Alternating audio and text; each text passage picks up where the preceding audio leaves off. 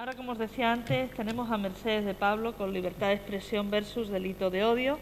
Mercedes tiene, añado, efectivamente, periodismo responsable, ¿no? Mercedes tiene una dilatada experiencia, es una fundamentalmente comunicadora. Solo soy un poco más joven que Iñaki. Solo un poco. Zasca. De hecho, trabajo con él. De becaria. Bueno, de becaria, ¿no? Bueno. Una comunicadora, ha trabajado pues en Radio Televisión Española, Radio Nacional, tiene una dilatadísima, no por su edad, ¿no?, sino de experiencia, de experiencia en los medios de comunicación. Ha sido directora de publicaciones y actividades del Centro de Estudios Andaluces, en resumidas cuentas, una comunicadora nata que nos hará bastante amena, también el resto nos hará bastante amena esa ponencia. Ha publicado, y me parece que estás a punto, ¿no?, de presentar también tu novela, y con diferentes premios también en nuestra comunidad autónoma. Mercedes, cuando tú quieras. Porque además uno de los libros que hice de no ficción me llevó al banquillo de los acusados, como denuncia por injurias, ¿no? Entonces he decidido novelar. Es broma. Hay una frase antigua y vieja, buenos días a todos, que dice que democracia es que llamen a la puerta a las 6 de la mañana y sea el lechero. Verdaderamente democracia es que la policía hable de protección de derechos humanos. Democracia es oír, aunque tenemos alguna ligera diferencia respecto a la palabra represión, porque está bien que se hable de coacción, pero siempre que sea para la defensa de, ¿no? Entonces, la verdad es que es un gusto oír la intervención de José Carlos, porque uno se da cuenta que más allá de que llame uno el lechero, ¿no?, o que sea el pobre chaval de Globo, la democracia es que la policía hable de derechos humanos y que su papel es la protección de los derechos humanos. Le vuelvo a agradecer, lo hice ayer en esa extraordinaria mesa redonda que tuvimos por la tarde, con tanta calidad, ¿no?, profesional y humana de la gente que estaba sentada aquí. Vuelvo a agradecer a la Asociación Adriano Antino y al Ayuntamiento de Sevilla que nos permitan a todos reflexionar. Yo he escrito mi intervención porque seguramente también, como pertenezco no a lo analógico, sino a lo amanuense ya, yo procuro escribir aquello, cuando escribo es cuando las ideas me quedan claras. Y por eso me gusta la invitación que me ha hecho el Ayuntamiento de Sevilla y la Asociación Adriano Antino, porque me dieron el título ya y me invitaba a hablar de libertad de expresión, que es algo que todos tenemos claro que es, pero de otro concepto, que es periodismo responsable. Así que, si les parece, compartimos juntos una serie de reflexiones. En momentos de duda, y a mí no me cabe la menor duda que estamos en un enorme momento complejo y perplejo, volvamos a los principios. Decía Thomas Jefferson, tercer presidente de aquellos Estados Unidos que fueron pioneros en derechos y libertades civiles: prefiero tener prensa sin gobierno que gobierno sin prensa. Y añadía: la prensa es el mejor instrumento para instruir la mente del hombre, vamos a meter mujer también, ¿no?, y para mejorarle como ser racional, moral y social. Es inobjetable. Es una frase que nos gusta mucho a los periodistas y que usamos cada cual según nuestros intereses. Por ejemplo, la última vez que la he leído ha sido en un artículo de un señor en ABC criticando al gobierno actual y acusándolo de querer activar la censura. Pero hay otra frase célebre que también usamos mucho los periodistas, aunque es un poco menos versátil. Periodismo es publicar lo que alguien no quiere que publiques. Todo lo demás son relaciones públicas. Esta sentencia es de George Orwell, menos dúctil, como digo, para la cita, o, si me lo permiten, más radical, porque habla de la raíz de un derecho. Si para Jefferson, un adelantado a su tiempo, la información era garantía de democracia, para el activista británico, además, era un instrumento de control al poder, y no solo al político. Y he comenzado con dos axiomas clásicos del periodismo, porque vamos a hablar de delitos de odio y de periodismo, y es bueno que tengamos un par de cosas claras. Aunque vaya por delante que seguramente estamos viviendo un momento especialmente complicado en la tensión entre derechos de todos y libertades de todos, del compromiso social y de la libertad individual. Muchas veces se usa la palabra derecho cuando se quiere decir privilegio, que es una versión de por qué le llamamos amor cuando queremos decir sexo, ¿verdad? En este caso, en el contexto de esta mesa, estamos hablando de libertad de expresión y delitos de odio desde el periodismo. En la mesa de ayer oímos hablar de marco legal, de la educación, pero esta mañana han querido ustedes que hablemos de un derecho, el derecho a la información. Y es oportuno porque fíjense que hemos empezado con un par de frases que nos sirven de referente y que aparentemente resultan incuestionables. Pero cuando Jefferson habla de los periódicos, cuando Orwell habla de publicar algo, estamos hablando de periodismo y periodistas, de medios de comunicación y empresas, o estamos hablando del derecho a la información. ¿Y de quién es ese derecho? ¿A quién pertenece el derecho a la información? Más, ¿es lo mismo libertad de expresión que derecho a la información? ¿Comparten los mismos límites uno y otra? A veces resulta un malentendido grave confundir la opinión, el derecho a tener una opinión individual, a la información, que es un derecho que no pertenece a quien la da, sino a quien la recibe. No es una cuestión de gustos, la información puede no ser objetiva, pero no es lo mismo subjetivo que opinable. Hay otro malentendido que también es bueno que nos planteemos en esta mesa. No todas las democracias articulan igual sus derechos. Nuestra Constitución, la Constitución del 78, consagra derechos, entre el que nos ocupa, el de las personas a no ser discriminadas por ninguna circunstancia ni identidad. Pero siendo garantista, no es una Constitución de las que podemos considerar militante. En contraste con otros países europeos, la adhesión a los derechos fundamentales por parte de España no es militante, aunque conlleve obligaciones, regulación, protección y, obviamente, sanciones y coacción. La huella de la Segunda Guerra Mundial dejó a la Europa victoriosa contra el totalitarismo con la piel muy sensible por los efectos del odio. Y el odio también habita en la palabra. Son matices jurídicos que no me toca a mí delimitar, pero que afectan fundamentalmente a ese derecho a la información versus delito de odio, fomento del odio del que estamos hablando. Porque cuando un país milita en un derecho es que hay un consenso profundo, amplio, que despeja algunos miedos, que blinda algunas amenazas y que demuestra la solidez de las instituciones y la consistencia del ejercicio de la ciudadanía. Nos repugna la idea de prohibir, de censurar. Nos hace saltar todas las alarmas. Ahí anda Hannah Arendt advirtiéndonos de las intenciones de los totalitarismos, con la tentación de caer en alguna de sus promesas. Hay una tradición rabiosamente individualista, además, en nuestra identidad como país, una idiosincrasia que para bien nos ha hecho creadores, rebeldes, osados, y para mal, reacios en defender causas colectivas y acatar causas colectivas.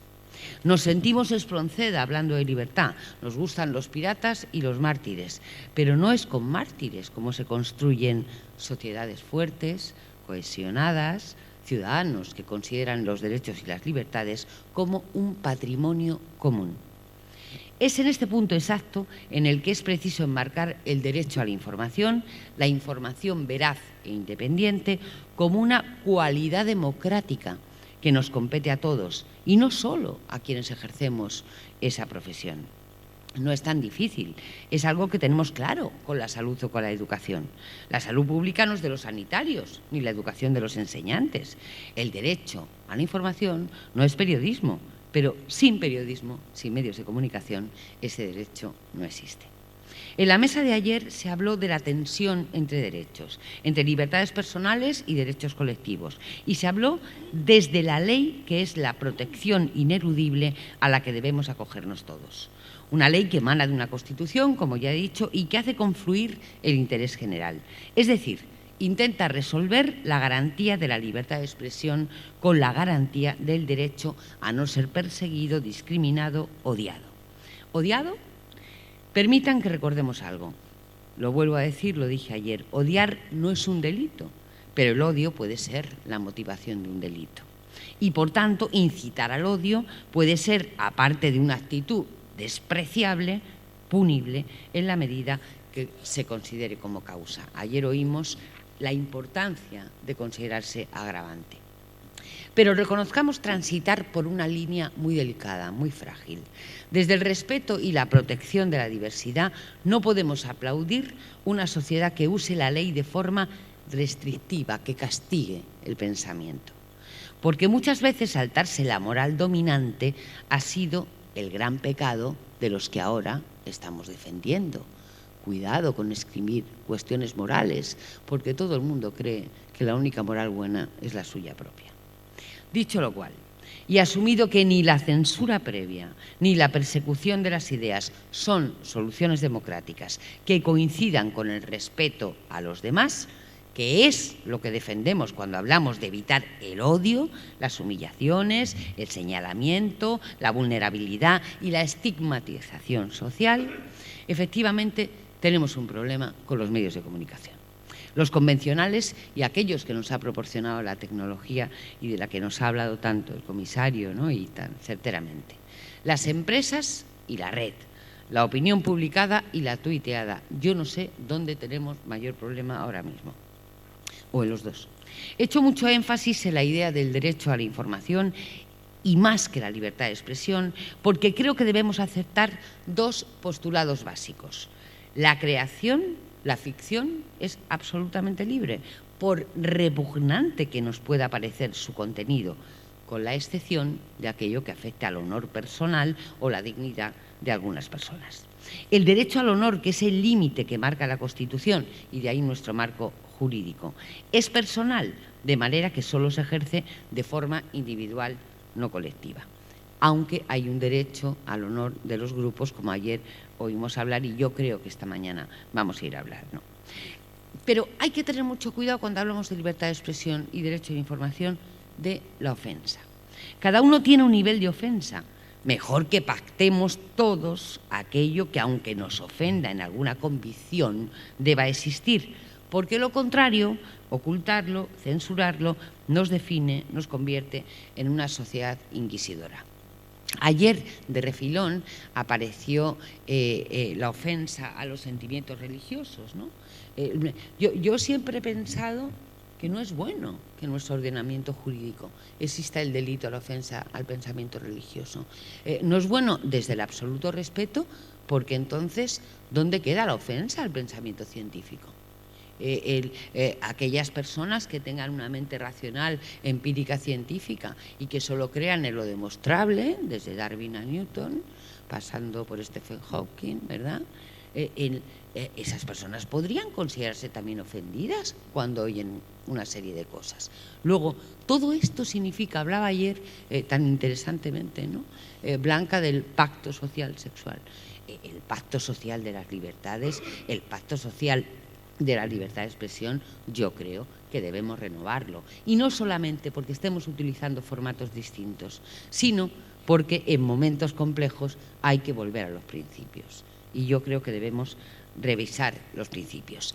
Pero cuando en esta mesa se me ha invitado a hablar no solo de libertad de expresión, que podríamos estar ahora mismo transitando por ese concepto, y que discutamos los límites entre los juristas, entre los afectados y los profesionales de los medios de comunicación, los creadores, todo aquel que se expresa, ustedes me han invitado a hablar de periodismo. Y yo creo que estamos en un momento en el que nos tenemos que repensar también el papel del periodismo y el papel de los usuarios del derecho a la información. ¿Dónde están las malas prácticas del periodismo? No hablo de cuestiones éticas reprobables o líneas editoriales. Una empresa puede tener su línea editorial. Hablo de subvertir y atentar contra el derecho a la información. Hablo de una mala práctica que en el caso de médicos, de enseñantes, de policías, de juristas, de arquitectos, de fontaneros, le costaría perjuicios profesionales. ¿Aquí se paga la mala práctica periodística? ¿Sería bueno que decidiéramos que efectivamente una mala praxis con efectos adversos a terceras personas supusiera la inhabilitación profesional? Seguro que ustedes tienen en la cabeza, como lo tengo yo, a personajes muy conocidos a través de la televisión, que es el medio por el que el 70% de la población en España se informa. El 70% de la población española conoce la información a través de la televisión. Afortunadamente están muy fragmentadas las audiencias, no tenemos las audiencias que había antes, ¿no? Pero está ahí, ¿no? Ustedes seguro que tienen en la cabeza algún personaje que ha perdido no sé cuántas querellas por el derecho al honor, por decir mentiras. ¿Se ha inhabilitado? ¿Está inhabilitado para ejercer el periodismo? No. Lo abro porque sería bueno que existiera la mala práctica del derecho a la información. No les voy a cansar leyendo el artículo 20 de la Constitución española, pero estaría bien que ustedes, que son los depositarios del derecho a la información, se lo releyeran, porque tal como ayer se nos invitaba a que viéramos los derechos de las víctimas, los derechos que tienen las víctimas que se han sentido violentadas por delitos de odio, es bueno que sepamos los propietarios de la información, que es lo que consagra nuestra Constitución. No hay en España una ley de comunicación, y permitan que me pronuncie afortunadamente. No hay una ley de prensa, rechazada siempre en los países democráticos, aunque yo sé que desde muchos sectores se reivindica. Sí hay una regulación de contenidos audiovisuales, que también solemos desconocer, casi obsoleta frente a la difusión que hay en las redes. Esta reglamentación de contenidos audiovisuales se basaba en la idea que no es una iniciativa. En España, cada vez que ha habido un intento de hacer una ley de prensa, ha habido una reacción en contra, y no solamente de los profesionales de los medios de comunicación, sino de aquellas personas que consideraban que el derecho a la información no debe estar regulado previamente, eso sería la censura, sino a posteriori, y luego ya depende de las consecuencias o depende de lo que decida los jueces, ¿no? Después de una denuncia. Sí hay una regulación que solemos desconocer, como digo, que tiene que ver con los formatos audiovisuales. Y es una regulación que viene de Europa y que viene de la idea, no de la idea de controlar los contenidos de la televisión, sino de controlar el servicio privado de un bien público. Todo esto se está quedando ya hiperobsoleto porque se basaba la idea de la regulación audiovisual europea en todos los países de Europa. Somos de los pocos países en España que no tiene un órgano regulador específico de contenidos audiovisuales, el Consejo Audiovisual, que por ejemplo sí existe en Andalucía, ¿no? Y en Cataluña, y no hay uno nacional, ¿no? Europa decidió que, puesto que la señal radioeléctrica es un bien de todos, como el agua, cuando los gobiernos conceden licencias a empresas privadas, deben regular el uso de ese bien público, como si fuera efectivamente la regulación del agua. Efectivamente, todo esto, que se hizo un avance importante y que hay, de verdad, por ejemplo, el derecho a la protección de la infancia es fundamental. No nos hemos dado cuenta, pero gracias a esa ley de 2007, que viene de una directiva europea, no hay pornografía a las 12 de la mañana, que la había antes de 2007. Había un montón de empresas locales que se hicieron de oro con pornografía. Vamos, aquí había un canal que se llamaba Canal 7, me parece, que se hizo de oro con pornografía a las 11 de la mañana, 12 de la mañana, 1 de la tarde y tal.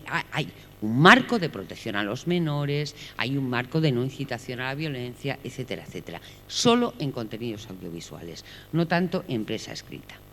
De manera que, si no hay una regulación específica respecto a la información, ¿qué nos queda? Dos cosas. Nos quedan los tribunales, como hemos dicho antes, a posteriori. Yo me siento afectado por una información que es torticera, que es falsa, considero que se ha perjudicado mi honor y llevo a, pues se me ocurre, un talinda a los tribunales, y nos queda algo muy importante, que es el sueño húmedo de todos los demócratas, ¿no?, que es la autorregulación. Sinceramente, no tenemos muchos motivos para estar esperanzados ni en lo uno ni en lo otro. Pero al menos contamos con la voluntad de muchos colectivos que al fin entienden que la responsabilidad de la información y los límites de la opinión también les incumben. Somos los ciudadanos los únicos que podemos cambiar, más allá de la ley, ciertos comportamientos. Por ejemplo, se ha hecho en este país con la violencia machista. Eso algunas de las personas que están aquí, Teresa que está aquí lo sabe. Hace menos de 10 años, en los medios de comunicación que ustedes considerarían ya no serios, sino aburridísimos, no con rigor, sino con rigor mortis, ¿verdad?, hablaban de crímenes pasionales. Hace menos de 10 años oíamos hablar de crímenes pasionales y no se nos erizaba la nuca. No solamente hemos conseguido que en expresión general violencia de género, es que ya se dice violencia machista, pero vamos, lo dice sin que a nadie le parezca una expresión ideologizada, que es esa cosa tan terrible, ¿no? O una expresión que las feminazis han llegado y han tomado Antena 3 y Telecinco y Televisión Española y tal y cual. No, es una definición, violencia machista, y se ha hecho desde la profesión, con la presión de la gente de la calle, con la presión de aquellos contenidos que ofendían, que vulneraban los derechos, que conculcaban esa necesidad de protección de la sociedad contra el terrorismo machista. Ha habido un cambio enorme en el comportamiento de la mayor parte de los periodistas, en los contenidos que tienen que ver con la violencia machista, con la violencia de género. Luego es posible que la profesión se autorregule. Vayamos a las sentencias y les pido que enmarquen todo esto en posibles delitos de odio por el lado legal y en comportamientos sin ética por la parte profesional. Ética que no es moral, que se trata de malas prácticas, de incumplimientos profesionales. No se trata de lo que consideremos bueno, sino lo que consideremos torticero respecto al derecho a la información. Contar subjetivamente y honestamente la realidad, la parte de la realidad, luego ya eso es más tela de cortar, ¿no?, la parte de la realidad que debe de corresponder a algo rigurosamente demostrable, ¿no? Ha habido, como decía antes, alguna inhabilitación profesional a quien lo ha perpetrado. Pero esta mesa, creo yo, debe ir más allá de lo que suceda en los tribunales y de algunos conceptos que afectan al ejercicio del periodismo, en algunos casos atentando contra su independencia y en otros en legítima defensa de los afectados. La imagen de un juez es una cosa que ha sucedido hace no mucho, embargando toda una redacción en Baleares, en un caso que olía fatal, no sé si ustedes lo recuerdan, una agencia de prensa, hará un año y medio así, como la pandemia nos ha hecho perder tanta perspectiva, parece que hace muchos años, pero yo creo que fue el año pasado, hace un año y medio, cuando un juez embarga toda una redacción. De pronto llega una reacción manos en alto, no toquen ustedes los ordenadores, no pueden tocarlos, para saber dónde venía una fuente. Es de los atentados más brutales que hemos podido ver por la televisión. Y se puso, para saber, por cierto, se puso por la orden de un juez que luego resulta que ha sido condenado por prevaricación. Pero bueno, son cosas que pasan en todas las profesiones, ¿verdad? Siempre hay alguno que se la salta, ¿no? Esa imagen, la imagen de pronto un juez que decide y la policía que lo ejecuta, parar una redacción para saber cuáles son sus fuentes, es una imagen que no nos podemos permitir ni siquiera por el mejor de los fines, ni siquiera para saber si ese periódico ha conculcado algún derecho, ha utilizado una información fraudulenta, ha sido comprado, ni siquiera, porque es un indicador democrático de primer orden. Vivimos un gran crack que está poniendo en cuestión la confianza en todas las instituciones y hasta en todas las herramientas democráticas. Incluso la ciencia ha sido puesta en cuestión ahora con la pandemia. ¿Cómo no reconocer que la credibilidad y la legitimidad, incluso de los medios de información, está herida de muerte? Eso es así. Ningún momento es bueno para la fractura, pero este es especialmente delicado, especialmente malo, y no únicamente por la distorsión distópica de la pandemia. Hay una enfermedad viral de confianza en el Estado, y la información es uno de los pilares del Estado de Derecho y también un indicador del estado del bienestar, que no es únicamente un catálogo de servicio de los estados, sino algo más profundo. El estado del bienestar tiene que garantizar derechos y libertades y también transparencia y equidad. ¿Qué es periodismo responsable? Me pedían ustedes que reflexionara sobre eso, sobre los delitos de odio, sobre la protección de los derechos LGTB, sobre la protección de la diversidad, sobre el compromiso con la diversidad. Claramente estamos aludiendo a una ética del oficio que garantice a los sujetos de ese oficio, los propietarios del derecho a la información. Miren, hay que reconocer que los medios, o al menos los profesionales de los medios y sus asociaciones, han tenido un papel de responsabilidad en algunos momentos de nuestro país y con algunos asuntos de nuestra historia reciente.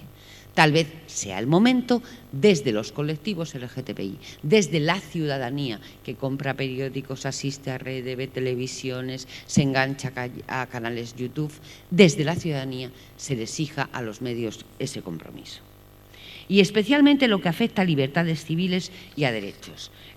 Veo, quizá me estoy extendiendo un poco, entonces voy a ir solamente a un caso que quería contar un poco como referencia. Les he hablado de autorregulación. Hay una regulación audiovisual que afecta fundamentalmente a contenidos de las televisiones para menores, también afecta a incitación al odio, violencia contra las mujeres, violencia contra los vulnerables. Me ha llamado la atención, comisario, que hable usted de que han bajado los delitos de aporofobia, porque yo tengo todo lo contrario, ¿no? Claro, los que se denuncian. Sí, los pobres a lo mejor no denuncian, también es verdad. Pero me ha llamado la atención porque yo creo que, sin embargo, es de algo latente en casi todos los discursos, también los discursos periodísticos, no solo los de opinión, los de información. Yo no sé si ha quedado claro que a mí me gustaría que ustedes asumieran que una cosa es la opinión y la necesaria vitalidad, incluso en aquello que nosotros podemos rechazar, y otra la información. La información tiene, como la tarea de los arquitectos, como la tarea de los asistentes sociales, de los fontaneros, de los maestros. La información tiene unas reglas, la información tiene que estar contrastada, la información tiene que ser verificable. Claro que es subjetiva, todo lo que hacemos los seres humanos es subjetivo. Yo elijo la forma de mirar, desde dónde lo miro, elijo el tipo de noticia, pero tiene que ser comprobable en lo mínimo. Yo puedo decir que el 8 de marzo fue sin ninguna duda el gran foco de expansión de la epidemia, porque salimos a la calle, no sé cuánto tal. Eso es una opinión. El 8 de marzo fue el origen de la epidemia, eso se desmonta en tres casos, porque al menos en Sevilla, las que estábamos en la calle en la desafortunadamente doble manifestación, algunas estuvimos en las dos, éramos menos que toda la gente que fue a los estadios de fútbol, y ninguno hemos oído decir que se celebraran partidos de fútbol, fue el caso. Es decir, no todo es opinable. Por ejemplo, yo no puedo inventarme cuánta gente había. Yo no puedo decir que no había nadie. Yo no puedo decir que había 1 millón. Hemos asumido que el derecho a la información no nos compete, no es nuestro, que no oigo a nadie protestar, porque de pronto una policía, depende de a quién al órgano al que pertenezca, de pronto diga que en una manifestación hay 1000 y los convocantes digan 1 millón, y los usuarios nos quedemos, bueno, estas son las cosas normales. ¿Normales? Habrá que exigir que al menos usted me diga aproximadamente, o me diga cómo mide los manifestantes, ¿no? Al menos eso. Pero cuando iba a querer explicarles un efecto práctico, es porque yo entiendo el rechazo que deberíamos tener como sociedad democrática a la idea de corregir previamente, hacer una ley que obligue a ese derecho a la información a ajustarse a una serie de cosas que no deben decirse. Estamos en contra, pero qué importante es la autorregulación. Y yo les iba a poner un caso que en el caso de Europa, que en Europa y para todos los periodistas que creemos que el derecho a información no nos pertenece a nosotros, sino a la ciudadanía, es paradigmático, que es el caso del Reino Unido. En el Reino Unido, aparte de tener un órgano regulador audiovisual potentísimo, de los más importantes de Europa, y aparte de que la BBC ha sido, hasta hace bien poco, que está en crisis también, uno de nuestros modelos de referencia de servicio público, de defensa del derecho a la información, el derecho a una ficción histórica cara, pero que sea un servicio público como el que tiene el Prado o la Tate Gallery, etcétera, ¿no? De lo importante que resulta la BBC, ocurrió una cosa con la muerte de Lady Di. Con la muerte de Lady Di, los tabloides, la prensa amarillista, que tiene una enorme tradición en UK, en Reino Unido, se pasó tanto que el entonces primer ministro Tony Blair amenazó con hacer una ley de prensa. Y se revolvieron no solamente los profesionales, sino los propietarios de la prensa escrita. Hicieron una transaccional, porque parece que había mayoría en el Parlamento británico para hacer esa ley de prensa.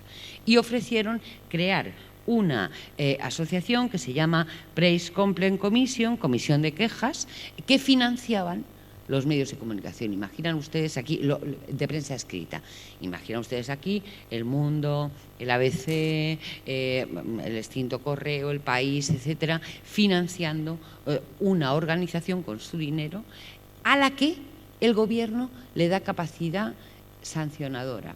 Es decir, pactan una especie de protocolo de cumplimiento contra las fake news. Todo esto era porque decían que si estaba embarazada Lady Di, que si la habían asesinado, que tal. Entonces se montó un carajal con alguien que era un símbolo en Reino Unido y se decide pactar unos límites. Las empresas pactan los límites, los pactan, hacen un protocolo. El protocolo es sancionado por el Parlamento. Qué importante, ¿no? Porque es verdad que las empresas deciden algo que no les impone una ley, es una autorregulación, también con asociaciones de periodistas británicas, y esto es sancionado por el Parlamento. De manera que el Parlamento les anima a que pongan unas sanciones, como si aquí las asociaciones de la prensa hubiéramos decidido poner una serie de sanciones, ¿no?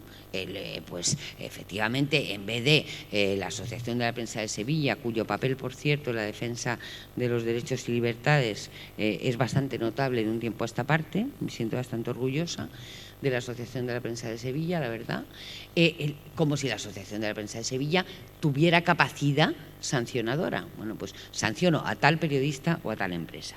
Ese ha sido nuestro ejemplo paradigmático, porque además hubo un momento, miren, gracias a ese acuerdo dejó de haber anuncios de prostitución en los medios escritos en UK, ¿no?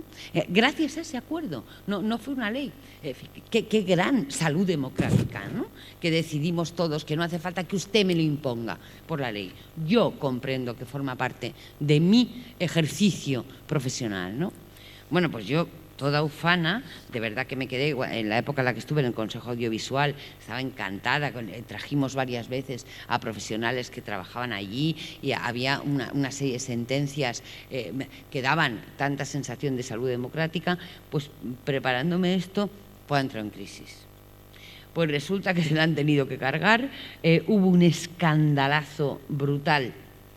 Voy a contar exactamente lo que pasó. Yo me he enterado casi al mismo tiempo, bueno, esto fue a final de los 90, en el 2000 funcionaba perfectamente, pero a partir de 2011 tiene una crisis este organismo que se llama PCC brutal, ¿no? Hubo una especie de Brexit interno en la antes elogiada autorregulación británica. En 2011 ocurre, termino ya como ejemplo, el escándalo de News Internacional del grupo The Sun.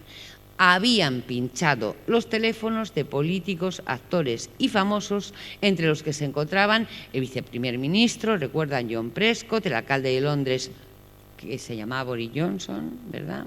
La modelo Elle Macpherson, los actores Jude Law, Whitney Paltrow, el ministro de Finanzas, tal, todo, y parte de la familia de Dodi Al-Fayed, que era el amante de Lady Di. Y se ve que llegaron a Lady Di y ahí petó, ¿no? Porque debe ser como un indicador, ¿no?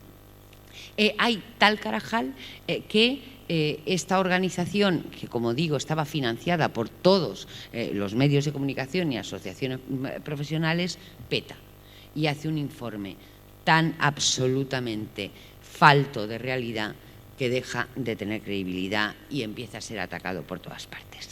Tan es así que desde el gobierno británico se decide que no funciona, se le retira de alguna manera la guardia y custodia que tenía desde el propio Parlamento y se hace en 2014 el panel de reconocimiento de prensa, el PRP.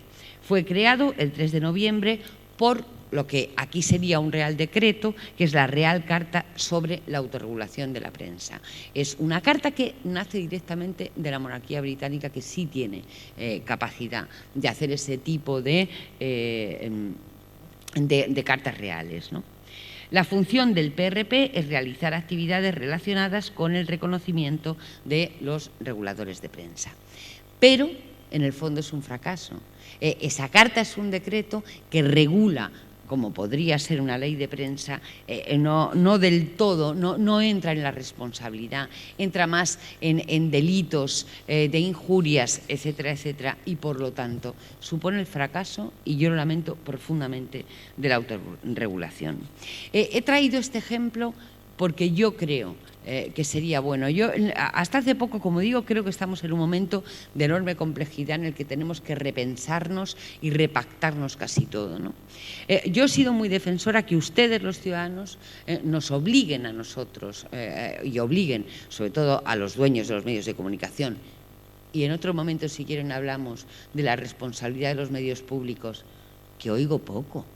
Yo oigo poco a los colectivos exigirles a los medios públicos, de los que somos propietarios, porque del derecho a la información somos destinatarios, de los medios públicos somos propietarios. Les exigimos poco que cumplan con su función, ¿no? Cuando en realidad, si existen, es porque no sean útiles. Si las televisiones y las radios públicas no son útiles, pues mire usted, pues a lo mejor que lo den en educación y salud, ¿no? Siempre he pensado que era bueno que la ciudadanía se ejerce también desde la posición de consumidor. Dejar de comprar algo, dejar de ver algo, en vez de indignarse tanto con modelos tipo Primera Cita o Hombres, Mujeres y Viceversa, o algunos informativos o algunas tertulias, dejar de verlas, ¿no? Pero está tan fragmentado todo. Ahora mismo es tan difícil controlar, está tan fragmentado que ni siquiera aquellos medios de comunicación que presumen de audiencia nos lo podemos creer, porque no es verdad. Porque seguimos midiendo el consumo de radio y televisión como si se viera en pantallas que están accionadas a un cable, cuando en realidad de 40 años para abajo todo el mundo consume pantallas de diferentes maneras, ¿no? Está todo tan complejo que yo creo que nos tenemos que volver a repensar, que no vale con que yo deje de ver algo o con que simplemente no responda o que deje de comprar El País o que deje de retuitear el ABC. No basta solo con eso. Yo creo que hay que exigirle, desde luego desde el Parlamento, pero también desde cualquier instancia de la sociedad civil, a las asociaciones de profesionales, que tomemos cartas en el asunto y que asumamos que una cosa es el compromiso. El compromiso nos distingue a unos y a otros. El compromiso con valores, el comportamiento democrático y, por tanto, leal a nuestra obligación, que es el derecho a la información, debería ser una obligación. Y no cumplirlo debería ser motivo de inhabilitación. Bueno, me he comido varios folios porque vi que estaba, pero espero al menos haber abierto una vía, porque ustedes me han hecho un reto bastante grande, que es hablar del derecho a la información y de la libertad de expresión, que, como digo, no es de los periodistas. Así que muchas gracias.